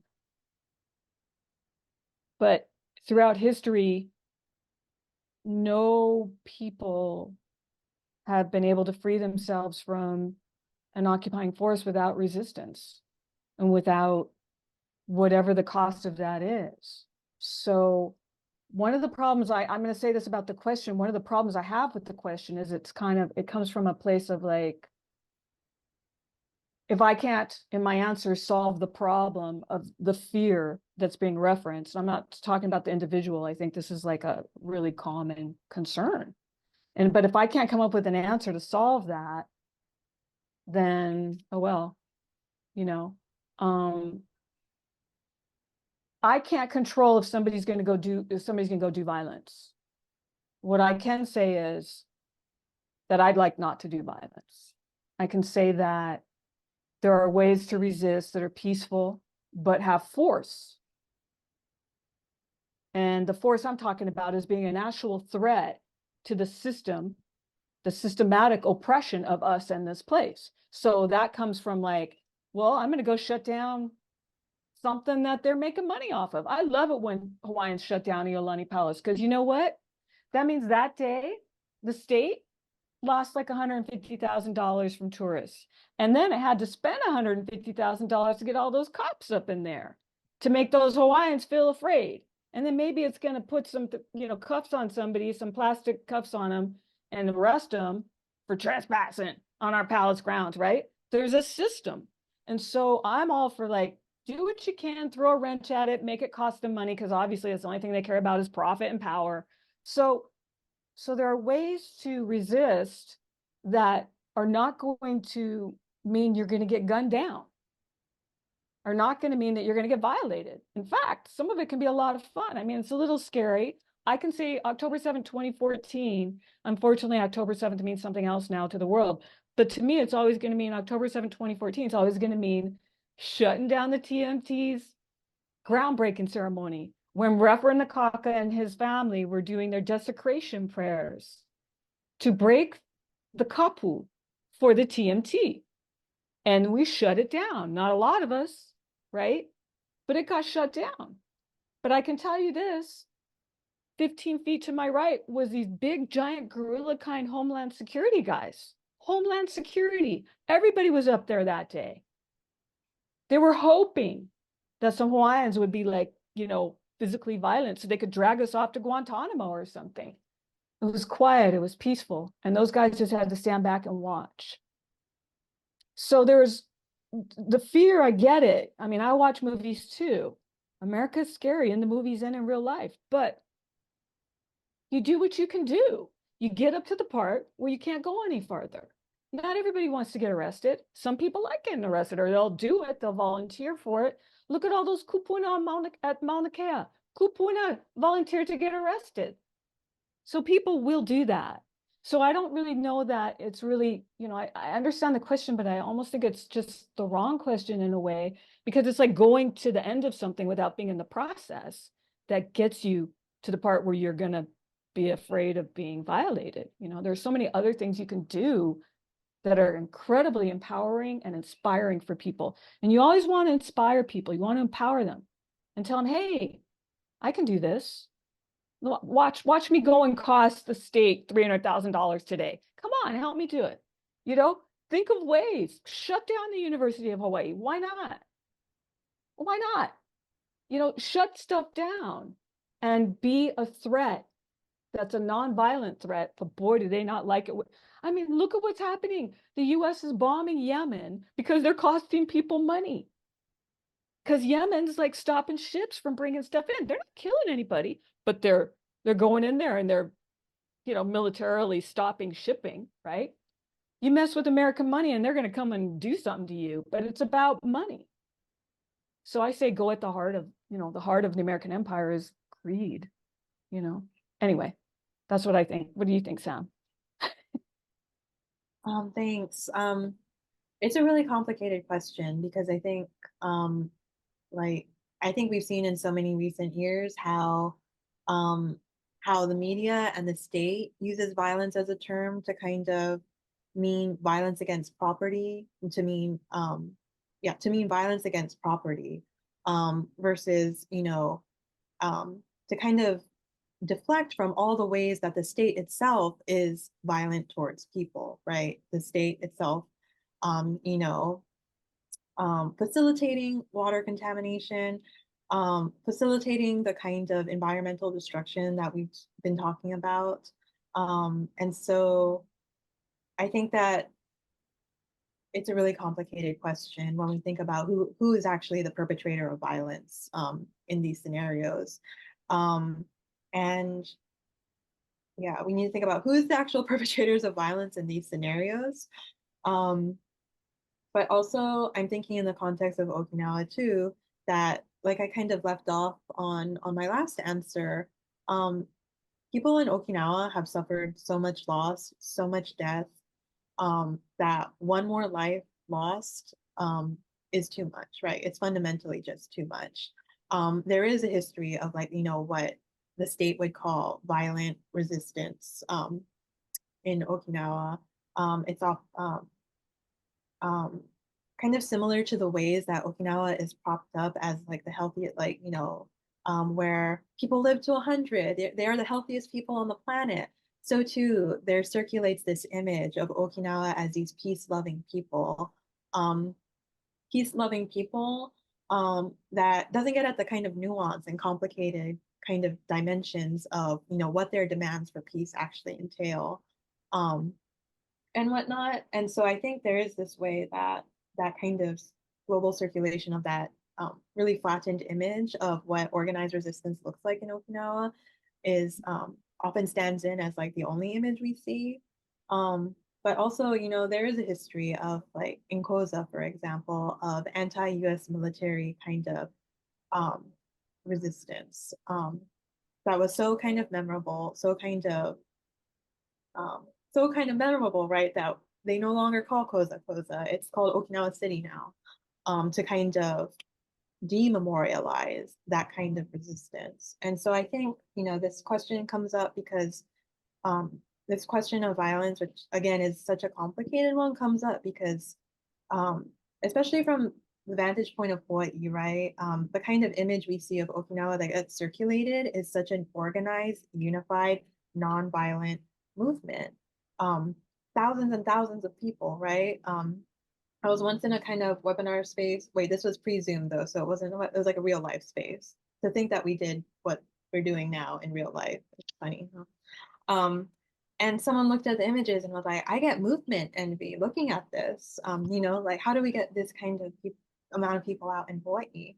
And at the same time, right, the fact that fundamentally not much has changed in Okinawan people's day-to-day life, despite this level of organization and despite this level of nonviolent resistance. And so I do think, like, as students of history, like where we see violent uprisings, like it offers us a lot to think about, but then it of course has to be balanced with the specificities, right? Like the specificities of the context we're looking at. And like, for example, the specific historical, cultural context of the Battle of Okinawa and what one more life lost means to people in Okinawa. It's just too much. And so I think I'll stop there. But yeah, it's a really complicated question that has all these different kind of nuances and complications and contradictions that we have to be really sensitive to when we broach the subject, I would say. I want to add something to that, if it's okay, Masa. I just want to say, she just reminded me of something that I saw in Nepal in 2007. I happened to be there when there was going to be a national protest. And I don't know if any of you have ever been to Kathmandu, but it's one of the noisiest places like in the world. It is a really noisy city. And it's just, there's always noise and horn beeping, and there's just constant, it's like a cacophony of sound that the millions of people living there are making. It's super crowded. And when I found out there was going to be a protest, and I was there that day, I was with a young indigenous activist, and he had said to me that, he said, oh, we'd been out at this village, and then I ended up going back to the city early, and he goes, hey, there's going to be a protest, indigenous peoples. There's like 52 or 53 different ethnic groups in Nepal, and 50 of them still have their language. And this protest, national, was over language. It was over indigenous language. What had happened was the Nepal Supreme Court had ruled that indigenous languages were not going to be allowed in the court. And so these groups, 50 different groups in that country, got together as one, and they shut down the entire country. Kathmandu, you could hear a pin drop that day. No cars were driving, banks closed, stores closed. Nobody was doing business that day. Nobody. They all stayed home because they knew the threat of, and it was 50 different groups were able to organize as one and shut it all down. No planes, no trains, no buses, nothing moved that day because they felt the threat of these protesters. They blocked roads, and there was nobody got shot. There was no killing. It was all peaceful, the entire country. but they felt the threat of them. And to me, I looked at that and I walked around Kathmandu all day like this, just looking at the amazing unity of these people who were going to make that country pay, even if it was just for a day. I think about Hawaiians, we're one people. If we wanted to, we could shut everything down. We could shut it down and make it inconvenient for everyone instead of just inconvenient for us. So there's so much that can be done that doesn't involve, except a violation of their money, and their interests. Unity is totally possible. I was just amazed by that event. And the next day, Kathmandu is back to being its loud, crazy self. It was an amazing, beautiful thing. And as a Hawaiian person, I felt that I was there to witness it for my people. It just happened to be that I was witnessing this thing. And I believed I couldn't stop talking about it when I came back. I was witnessing something that I know our people can do if we want to. All right. Speaking of shutting down, there's a question actually asking about that from Akira Fitzgerald. Question for Kara Kelly. Mahalo nui for your honesty and manao. You say to shut stuff down to cost the state money. In your opinion, are there any particular places you would recommend to make the greatest continued impact? It depends on what island you're on. I think things can be done as singular, or it can be coordinated, or it can be both. I think I always go back to Iolani Palace because it is the site of our national heritage that's been turned into the tomb of our nation that everybody goes and does selfies in front of when they come for a vacation. I think Iolani Palace is a super important site because it makes perfect sense to occupy it and make the world pay attention to that. By the way, circling back to that day that those guys shut down the palace grounds and they blocked the gates, about 3 weeks later, I was talking to a woman I know who happened to be in Bangkok when that was happening. Wow. And guess what was on the news? Hawaiians taking over the palace was the news in Bangkok. They were like, and she said, everybody in Thailand was like, look, the Hawaiians are doing it. Even they thought the Hawaiians were doing it. American media will marginalize us and erase us and minimize us. The rest of the world goes right on Hawaiians. I remember back years and years ago hearing a talk that Mililani Trask gave in the 90s. And she was talking about how Yasser Arafat used to say, Millie, when are the Hawaiians going to do it? Like, we are not insignificant. We've been made to seem insignificant. So if we were to choose, like I said, tomorrow, it'd be great if some Hawaiians with some ku'e said, I don't need the picnic. I need that. There's the palace. There's the Washington Place, there's the governor's office, there's the UH campus, and on each island, there's different places, government buildings, there's all kinds of places. And ultimately, I'll say this too, because of Mauna Kea, I want to say this, the master lease for Mauna Kea is up in 9 years. That means legally, they're obligated to remove all of those telescopes and get off of the mountain. But the state has no intention of doing that. The state's trying to create a permanent lease, right? They're trying to sneak that in. I tell you, Hawaiians, we should all be agitating and shutting stuff down just on that one issue. Hey, no new lease. We want a commitment from the state that they are not going to make a new lease for any entity, not even this made up entity that they created last year. No new lease. That should be our mantra. You need to leave the mountain. You need to deoccupy it and leave it because the lease is up and you do not have the right to be there anymore. We do not want you there. It's our land. It's Crown and government land. So there could be all kinds of occupations around that one issue. And I promise you this I know for sure. Again, I'm going by decades of being in this. I know this for sure.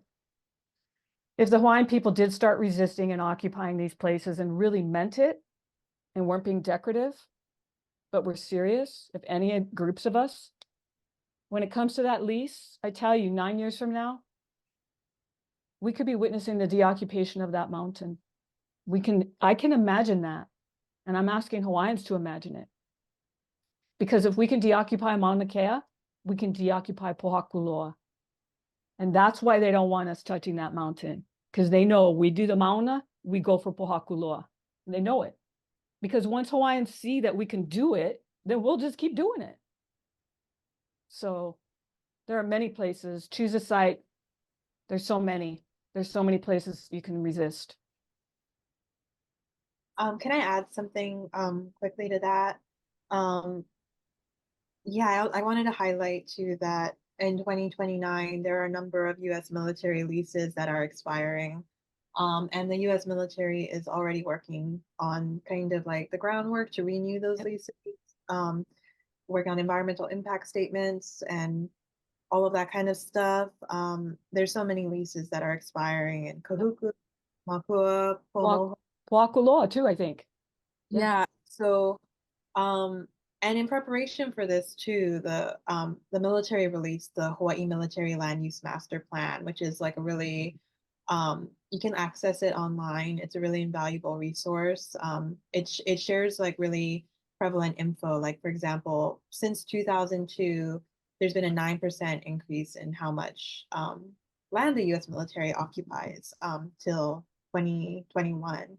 And it's like, you know, at an unthinkable 200,000, 221,000 something acres in 2021. And you know, like Kayla is saying, Pohakuloa training area is more than half of that. That's 132,000 acres. Just on Oahu, there's 68,000, like 451 acres of US military land. And so I think that there's like a really, right now is like a really prime time to start getting activated. Start, if you're not already, I know so many people are activated around these issues, start talking to your neighbors.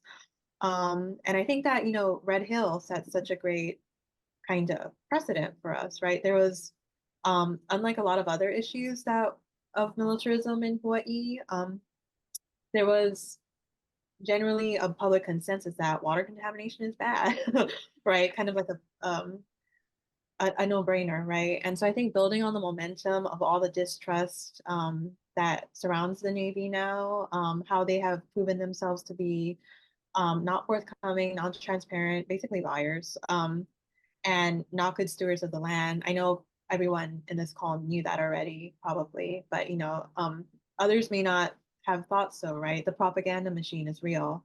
And so I think that we have a lot of great momentum behind us from Red Hill to kind of really approach the lease renewals around military bases with a really high degree of seriousness about not renewing them. And there's a number of different groups who are working on this issue. And I think we can probably get to some kind of like what can we do kind of question later. So I can save it for then. Yeah. All right.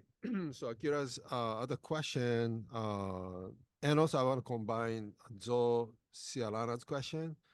So do you recommend your favorite reading materials, any type of recommendations to learn more about Ryukyu resistance?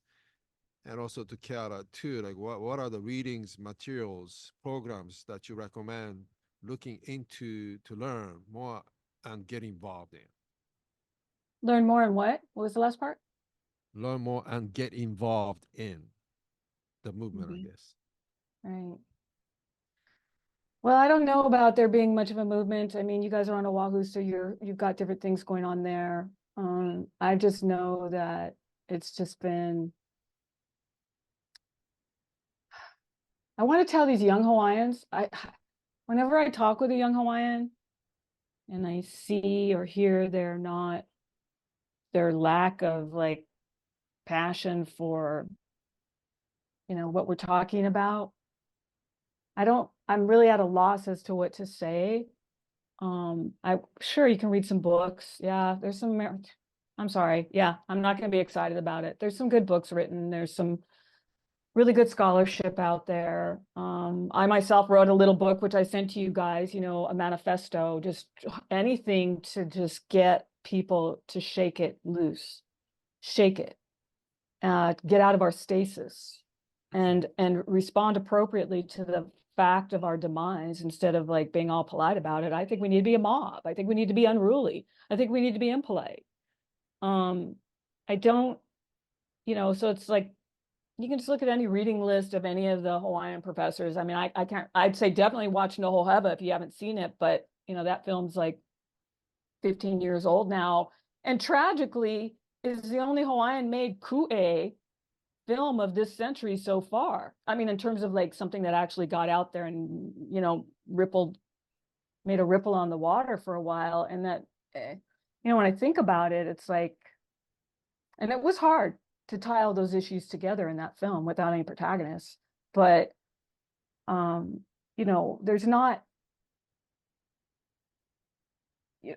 it's all very academic at this point, so you can, I would also say, if you want to understand something about the history of Hawaiian resistance, which, like I said, we're not seeing a lot of it, but I would definitely look at Namaka Oka'ina's work, especially from the 90s, definitely look at active war. I remember with Nohoheva, when I premiered it at HIF, Joan and Puhipa were being honored the same time that I was premiering that film. And at the awards ceremony, because I had no idea what my film was going to win, I certainly didn't expect it. I didn't even wear makeup. I was just like dragged myself in there because I had to be there. And we were sitting there talking, and they were so sweet to me. And they were like, Keala, Nohoheva's like, there's active war and then there's Nohoheva. Like in terms of the subject matter and the resistance and all of that. And some of the same people that were in active war were in Nohoheva, just, all those years later, right? Should definitely look at what Joan and Puhipa did, but definitely active war and the film they made about Kaho'olawe. We haven't talked about Kaho'olawe. The destruction of Kaho'olawe is like, and I don't know how many Kaho'olawes you could actually fit into Puakuloa, because Puakuloa is so huge. And now we have this beautiful sacred place just being destroyed all the time by the US military every day. So I would look for that kind of media. There's nobody I can think to even point you at right now, because everybody's doing these kind of nonprofit industrialized narratives that are not politically empowering. We're being indigenized like in this weird institutional way that isn't really making anybody want to fight. So I say you look for stuff that makes you look for things that match your discomfort. Look for what certain people are doing that makes sense to you, and be true to yourself. But you can look at anybody's reading list. Sam, you probably know more better where to tell people to go, but I'll probably do like really loud eye rolls when you do it. I apologize in advance. Yeah, I think you bring up so many kind of important points, Kayla. I think that this is one thing that you brought up about activating the youth, just made me, it really resonated, because in Okinawa, there's so many people who work their entire lives, and as soon as they retire, they commit themselves to activism. Because now they have time to, because like capitalism is grinding everyone their bones into dust, right? No time for kind of the demands of community organizing, to go to meetings, to testify, to just stay up to date with like, the proliferate, like just the vast amount of PDFs that are and it's by design, right? They make the information as difficult to comprehend and access as possible to kind of prevent this kind of participation. And I think that's why, like with the way that academia enables a certain kind of flexibility with access to these things, but also participation in these things. And so I think like, yeah, this question of how do we get youth involved is a really crucial one, because I don't know. I mean, it's really difficult because I will be the first to say that I have not been involved in on the ground organizing nearly as long as so many other people. But honestly, on top of just work and life and being a daughter and, and stuff, like it's really exhausting, you know? So when I look at the elders who have been in the movements for like 3 decades, who've been doing this longer than I've been alive or close to that, you know, I think like what really sustains them are like the relationship building. Sorry, I'm kind of going out of order with this question. Yeah, Is yeah. relationship building. And I think that's like the key component, right, to solidarity between Hawaii and Okinawa. Solidarity between Okinawans and Hawaiians is that, you know, relationship building. One thing that I witnessed when I got to visit Olongapo and Subic Bay in the Philippines as a part of a delegation of the International Women's Network Against Militarism is, you know, how do they stay committed to work that is honestly like so soul sucking, Yeah. devastating. Like it really, I don't know how to describe it other than it's like it can be very soul crushing to kind of stare this stuff in the face all the time. And like, how do they do it, right? So um, they, they're just like, you know, it's the relationships they have between each other that bind them. They witness like, you know, women from the Philippines, they go to Okinawa, they see Hinoko, and they begin to feel that struggle as deeply as they feel their own. You know, and it's that kind of level. They bear witness to how much Okinawan people, you know, love these places and how much they give to protect these places. And so too do Okinawan people, like, you know, the women in the network, they go to the Philippines, they go to Subic Bay, also very contaminated by the US Navy and the US military. And they see how hard these women fight to protect this land and remediate it, even though the US military departed from Subic Bay, departed, scare quotes, in 1992, right? And I know I'm going on a little bit of a tangent, but Subic Bay in and of itself with a US military departure in 1992, but still having witnessed all of the kind of human, environmental, and economic kind of hardships that those communities face, you know, we have such a long road ahead of us. Like, you know, not renewing the leases and the return of those lands is really just the beginning of a really long chapter of a much longer kind of narrative, right? Because 30 years have passed and um, there's still so much to be done in a place like Subic Bay. But sorry, in terms of reading, sorry, I kind of got away from the question a bit. That's a really hard question too, because it enables me to kind of bring up this point that I wanted to bring up earlier, which is like, you know, our conversation is directed on US military occupation in Hawaii and Okinawa. But a really crucial difference that I haven't really had, there hasn't been time to really press into is just the distinctions, right? Like what is fundamentally different and the kind of layered ways in which Japanese imperialism is still so much a part of everyday life for Okinawan people is part of that, right? Like assimilation, Japanese racism, being a part of Japan, the Japanese language. There's so many kind of the Japanese self-defense forces. There's just so much to say just on that alone that we can't touch upon. Because in some ways, you know, in Hawaii, for example, demilitarization and decolonization, um, in some ways they go really hand in hand. But in a place like Okinawa, you know, demilitarization, there's a lot of ease maybe around talking about that, but decolonization and what it means to confront Japanese imperialism and being a part of Japan is a lot stickier. Like it's way more complicated.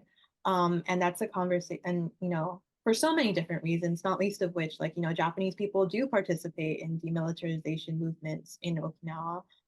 Japanese people move to Okinawa in the same way that, you know, people move to Hawaii and stuff. And so that is a really complicated thing that needs to be broached. And that relates to the reading. I haven't lost sight of the question because so much does not get translated into English. And it's all, most of it is written in Japanese. And then there's, you know, all of us who have grown up in Hawaii know how important language revitalization was to the Hawaiian Renaissance, to ongoing movements for sovereignty and self-determination. You know, articulating Hawaiian cultural values in Olelo, Hawaii has been so important, right? And so too with Okinawa and Uchinaguchi and the other islands and their indigenous languages that are not Uchinaguchi, right? So there's all of these kind of layers to accessing information, and we have to be really sensitive to that kind of double colonization, double imperialism, how that impacts not even just like what we can read, but how we fundamentally even understand the terms of what we're talking about, right? Because when we say wealth in English, we say vai vai in Hawaiian, right? We get two totally different resonances and meanings. Which is not to say that there's nothing to read, right? Like we have to start somewhere, and that doesn't mean don't read anything because it's all mediated and compromised. I'm definitely not saying that. It's just something to be aware of. But even now, I am part of a little UQ reading group with my dear friend Momi, and we're struggling to find things like, that are exciting to read with other Shimanchu our age that are in English because, of all these linguistic barriers. I think if you want to know more about environmental contamination specifically, there's the Informed Peoples Project, IPP. It's not a book, but it's a project by Kawamura Masami. And she is it's a project about environmental contamination in Okinawa. And because the audience is the US military and Americans, a lot of it's in English. So I recommend checking that out. It's and another kind of frequent collaborator with IPP and also a lot of the groups that I mentioned, including the noise pollution citizen groups and like, the Ginoan Shura Mizukai and the liaison that I mentioned is investigative reporter named John Mitchell. He wrote a book in English called Poisoning the Pacific, which details, it's a devastating book to read, just wanted to flag that. But it goes into much more depth about a lot of the things that I only had a chance to raise in a very cursory way today. And I think with militarization in Hawaii, there's a lot of different texts that one could read too. I highly recommend the work of Kyle Kajihiro. There's also a Nawahine Koa that's specifically about Native Hawaiian women's organizing towards demilitarization in Hawaii. That's from UH Press. And that one is not, it's not a super dense one. It's amazing actually because the women are narrating their lives and their involvement in different demilitarization struggles throughout Hawaii's history. And there's so much more I could say. And I think that was the question, sorry, I know we're over time. I think maybe the last thing I'll say is that, if anyone feels so moved, there's a lot of ways to plug in. Kind of like I mentioned before, I think that, organizing, it may feel really daunting when we think of like a huge movement, but also there's a lot of smaller groups, the local insurgencies that are working on these issues or having conversations about them. In terms of like Hawaii and Okinawa, there's Kwanjin Kabudan, there's Hawaii Okinawa Alliance or HOA, that's working specifically towards these kind of issues from like a cultural and a political vantage point. And then there's also Hawaii Peace and Justice, which is like engaged in an ongoing campaign to stop the Army lease renewals, to cancel RIMPAC. They have a youth organizing component too, which is really exciting. So I can maybe I guess it's the thing's ending and people are going to leave the call, so I can drop them in the chat. But yeah, there's no shortage of ways to kind of dip your foot in the water, I think. Yeah, so I'll stop there, sorry. Okay, so we're going over time, but let me pose this last question. So some began to address this question actually. How do we cultivate partnerships between Native Hawaiians and Okinawans to better stand in solidarity with one another? It's a practical question. How are we going to make that solidarity happening between Hawaiians and Okinawans? In terms of deoccupation, demilitarization, getting the independence back, those sort of things. Sam, why don't you go for it on that? I think it's part of what she was already just saying, by the way. I think Sam was already sort of covering the answer to that in a way by listing a few of the things she just did that are actual practical things that people can connect with. It's hard. I think as a Hawaiian person, it's hard to say.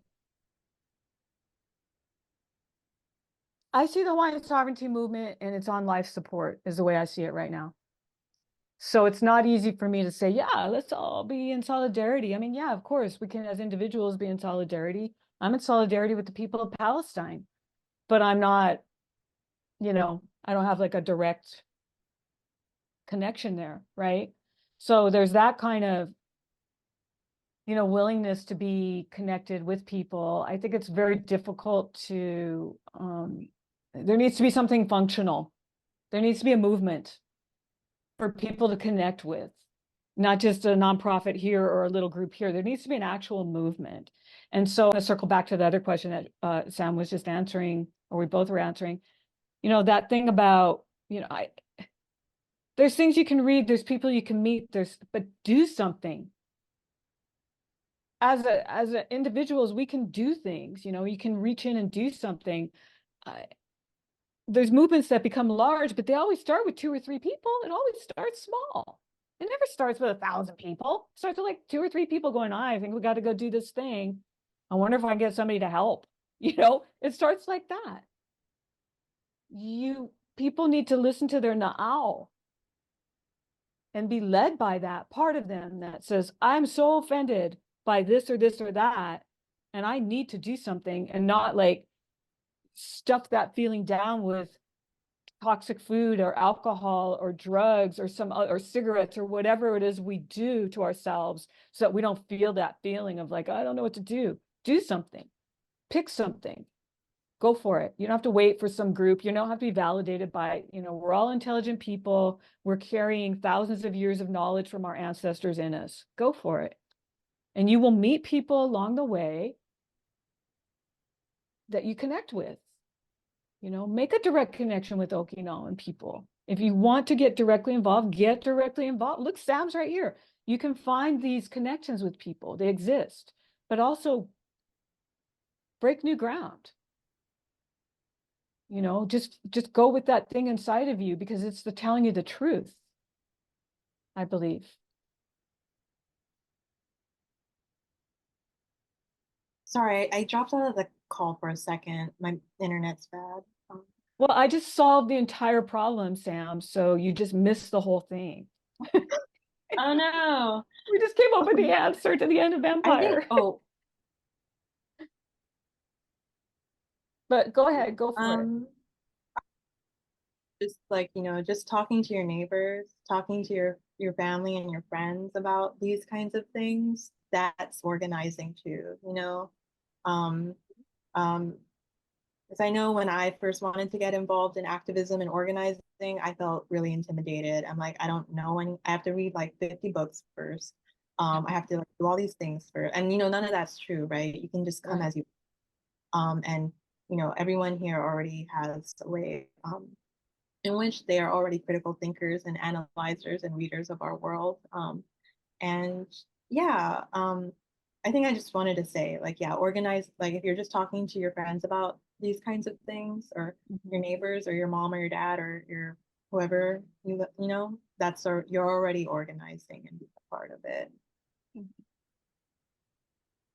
Have faith in yourselves, love yourselves, have aloha for yourselves, for your body. Make sure you drink at least like 70 ounces of fresh water a day. Take a walk, put your feet in the ocean, if not your whole self. Do things that are affirming of you, and be self-loving in this world where we're made to not love. Aloha, that is a philosophical, ideological truth.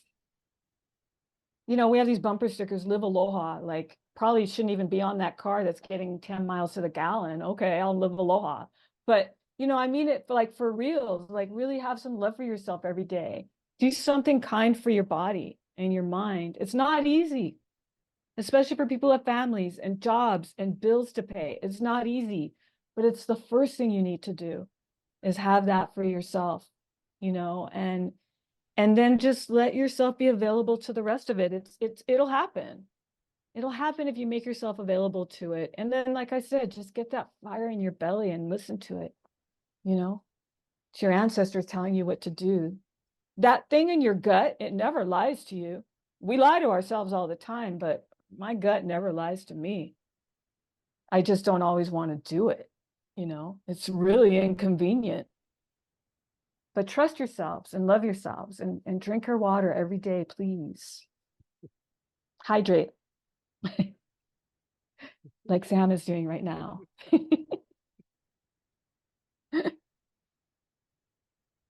Mahalo nui to all of you.